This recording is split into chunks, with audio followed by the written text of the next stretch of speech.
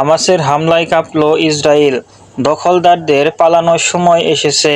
2025 সালে 7 অক্টোবর ফিলিস্তিনের প্রতিরোধ সংগঠন হামাস ইসরায়েলের বিরুদ্ধে একটি সমন্বিত সাময়িক অভিযান চালায়, যার নাম দেওয়া হয় অপারেশন আল আকসা ফ্লাড।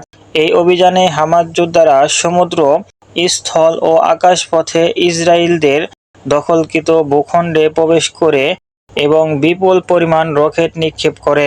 ইসরায়েলের প্রধানমন্ত্রী বেনিয়ামিন নেতানিয়াহু এই হামলাকে ইসরায়েল রাষ্ট্র এর জনগণের বিরুদ্ধে খুন হামলা হিসাবে উল্লেখ করে যুদ্ধের ঘোষণা করেন এবং সর্বোচ্চ সংখ্যক রিজার্ভ সেনা তলবের নির্দেশ দেন।